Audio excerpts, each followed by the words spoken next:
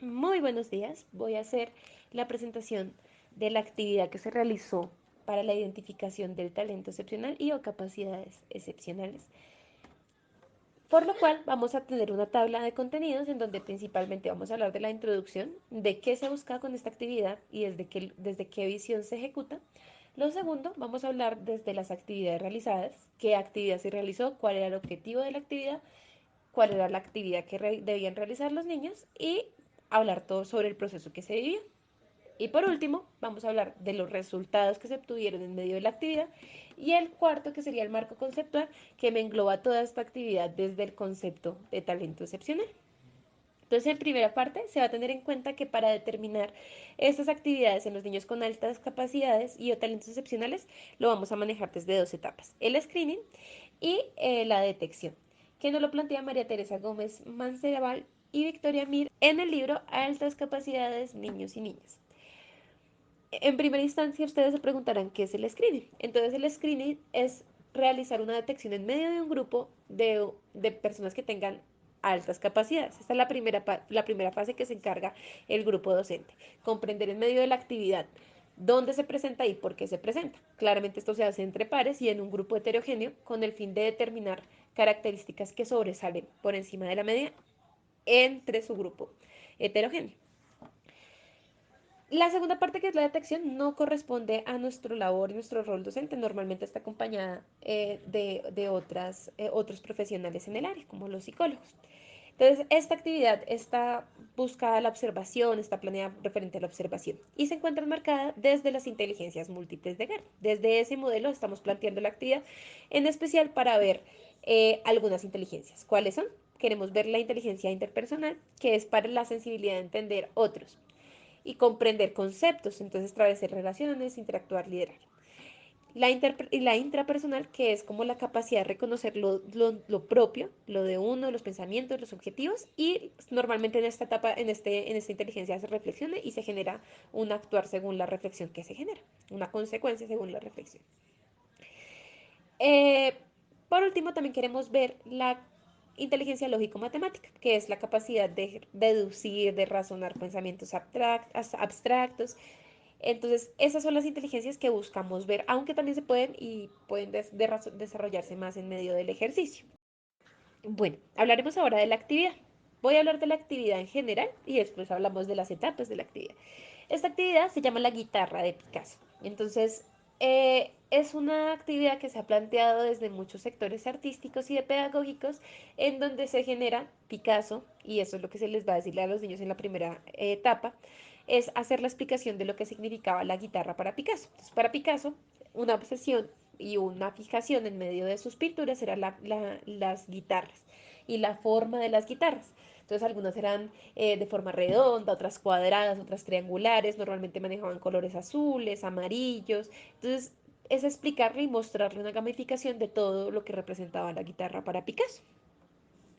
Bueno, teniendo en cuenta, la segunda parte es la ejecución de la actividad. Entonces, ¿qué se va a hacer en esta parte? Teniendo en cuenta los diseños de las guitarras de Picasso, de las muestras que se les presentaron, lo ideal es que ellos realicen su propia muestra de guitarra en la forma en la que lo deseen, con un poquito de imaginación, con lo que ellos esperan. Se les van a brindar materiales. ¿Qué materiales se les van a brindar? Témperas, colores, cartulinas sin recortar, cartulinas recortadas, pinceles y se les va a dejar igual la muestra de la figura de Picasso en la pared para que ellos pues puedan guiarse. ¿Qué características tiene el grupo al que le presentamos la actividad? Son niños de 5 a 6 años escolarizados y todos tienen un gran conocimiento en el arte. Bueno, para hablar del proceso es necesario comprender que todos los niños tuvieron su propia forma de hacer. ¿Qué criterio se tuvo para los momentos de la observación y del screening? El tiempo requerido que utilizaron, o sea, en cuánto lo realizaron. Lo segundo, qué materiales utilizaron, o sea, entre todos los materiales que se les ofrecieron, cuáles fueron con los que mejor se sintieron. El tercero, el compromiso, o sea, la constancia, la atención, la motivación. Ahí se ven un poquito de dispositivos básicos de aprendizaje. Cuarto, el uso de los recursos. Si los utilizaron bien, no me malgastaron, no solamente lo pusieron por poner. El modelo que vamos a tener en cuenta, es el de enriquecimiento triádico. que básicamente es el que tiene en cuenta los anillos de Renzulli y pues que busca ponerlos en práctica y comprender pues si se están ejecutando y si están en el común de esos tres anillos. Para hablar de los resultados, quiero hablarles de las tres guitarras que se destacaron por encima del grupito de niños. Entonces, ¿qué guitarras se destacaron? La primera fue de un niño llamado Santiago. Santiago tiene 5 años y empleó un tiempo de 55 minutos. Fue el que más tiempo empleó en medio del ejercicio. Utilizó cartulina sin recortar, que es el fondo, y utilizó recortes de cartulina y cartulina. Resulta que se destacó por encima de la media porque utilizó la creatividad. Él estaba muy concentrado, creo que por eso fue una de las características en las que empleó mayor tiempo, porque constantemente miraba la imagen representativa y que dejamos. Pero aún cuando miraba la imagen, no tiene la misma forma y tiene una forma completamente diferente. Él mismo hizo los recortes de la cartulina, excepto los palitos que ya estaban recortados, los palitos que ustedes pueden ver ahí. Ese es el primer resultado. La segunda me causó mucha curiosidad, que es Luciana. Luciana ya tiene 6 añitos. Empleó un tiempo de 45 minutos. ¿Qué material utilizó? Utilizó la cartulina blanca, utilizó colores, utilizó crayones y utilizó recortes. Eh, Cosas de destacar del proceso de Luciana. Luciana, bueno, ella no quiso hacer una guitarra, quiso hacer un cello. Vale la pena aclarar que uno de los factores que hicieron que se destacara en medio del grupo fue que ellos tienen una familia de músicos y la hermana en especial toca el cello. Por eso es que creo que no quiso hacer una guitarra, sino que quiso hacer un cello.